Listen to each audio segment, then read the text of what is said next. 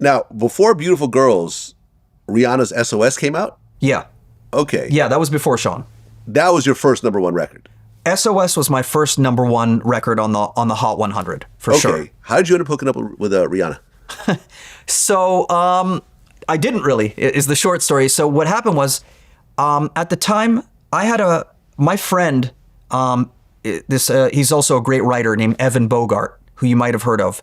His dad was Neil Bogart, who was running Casablanca Records back in the day, Donna Summer, Kiss.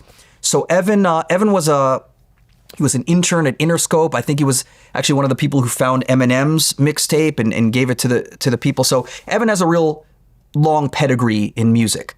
And Evan, at the time, Evan and I, this may have even been right before Zach. Evan was sort of managing me. We put together a girl group. He was like, yo, let's put together this pop girl group. And I was the producer, obviously. No one wanted to write songs for them. Evan was like, he was kind of like a white rapper, but he wasn't a songwriter at all. He didn't see himself as a songwriter. But we couldn't get anyone to write the songs. So Evan was like, okay, I guess I'll write them. You know, I know about lyrics from being a fan of rap. And we made a body of work with them, an album, an EP, something like that. And one of the songs was him. He wrote to my beat where I flipped Tainted Love. And he wrote SOS. And I didn't even think it was that great of a song at the time. I was like, it's cool. It's kind of wordy, but like it'll do. And we shopped this girl group to every single group. I think maybe that was right when we linked with Zach. And we shopped the group to every major label. Every single person passed. They're like, no. And at the time, Jay-Z and Jay Brown, his guy, were running Def Jam. They were newly running Def Jam at the time. And they had a roster. Obviously, they had rappers, but they had Christina Milian and Rihanna newly signed. Yeah. And Jay Brown, I believe, was like, okay, well, we don't want to sign this group. I'll tell you, though, I like that one song. I like SOS. And Evan and I were like, okay, so, well, we've shopped them to everyone. We can't get a deal. I guess it's time to have a garage sale. Let's get something out of this.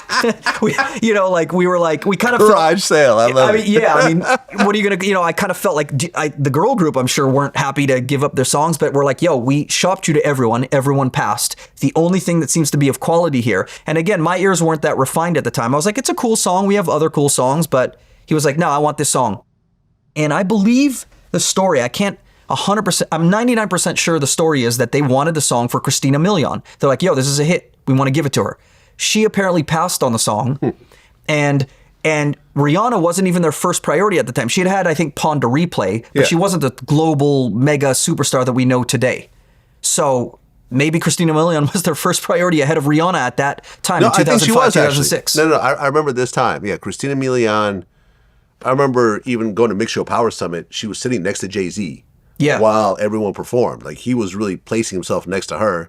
Because, she was a pretty girl and, she had a lot of potential. I bet he was placing himself next to her. Oh, yeah. And, Rihanna. Beyonce will tell you some stories about that. Okay. But anyhow. Is this a real thing? No. I mean, come on. But, we've heard the rumors about Rihanna. We've heard the rumors. We know how executives roll. So, can you play a little bit of SOS?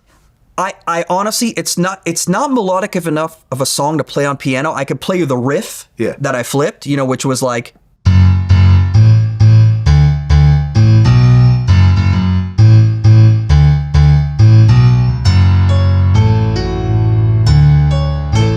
That's the whole melody of the song. But the song is kind of very beat driven. That riff, basically. Okay, so what Rihanna's saying, was that the same as the girl group version, essentially? Yeah. Yes. Right, because the song was already written. The song was written. Yeah. This is one of those ones where, it's like Rihanna at that time was like, one of those artists, like a Madonna, like a Frank Sinatra.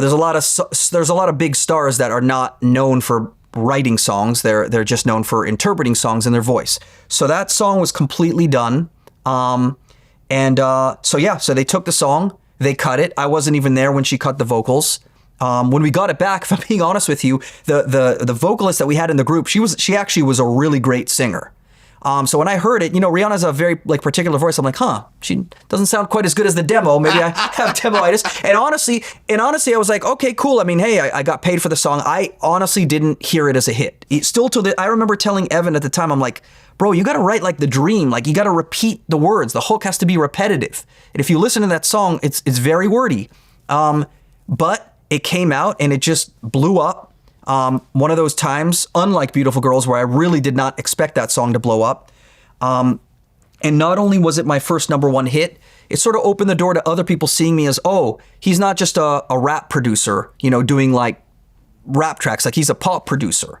And that really, then the floodgates opened up, because that song, maybe it was unexpected. Somebody like Rihanna, who had Pon de Replay, kind of this more island thing, to be on like a song that's flipping 80s. Like at that time, flipping 80s was kind of like interesting and cool. And that one was an interpolation. I think I got like Juno synthesizers and I replayed all the stuff.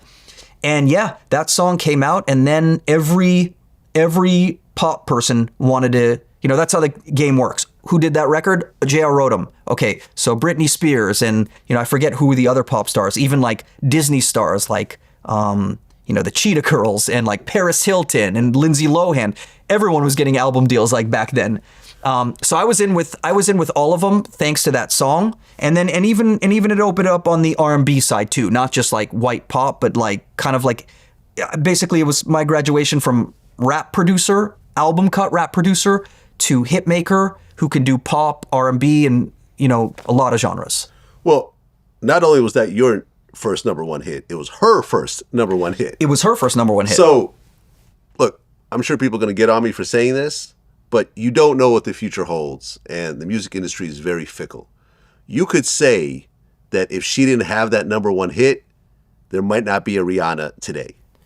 You could say that. You could say that. And those people would say, and you could say there would not be a J.R. Rotem, like, without that. Said, exactly, yeah, you could say it both ways. Yeah. Because look, at the end of the day, like you were saying, Christina Milian was more of a priority over there, but she never had any #1 hits. Yeah, I mean, you fast forward 2024, Christina Milian does not have the musical catalog of a Rihanna. No. To any stretch of the imagination. But like, that song, having a #1 hit, suddenly puts you in a whole different conversation, puts you with different producers, different writers, different priorities at the label. She could have been shelved. It could have been just, okay, Pon de Replay was cool, but, this is that Jamaican, reggae sound, and that's cool, but we're going to go a different direction. Mega hits later, of course, yeah, Rihanna's Rihanna, but had you not given her that #1 song, things could have gone very, very differently. 100%. I mean, I think you could say that, it's like the butterfly effect. Yeah. Something goes this way, wouldn't have happened. Now, maybe they would have said, no, we were going to stick with her, the whole time. And at a certain point, somebody has so many hits, even if they didn't write them, you would say, okay, maybe that's her destiny. They were born to be a superstar because she had other things. But I totally agree with you. Things could have gone this way if they hadn't, like, let's say somebody would have signed our little girl group, who in retrospect was kind of like not it. They could have not pressed the button on that song, and then SOS wouldn't have gotten to, exactly where it went to. So I agree with you.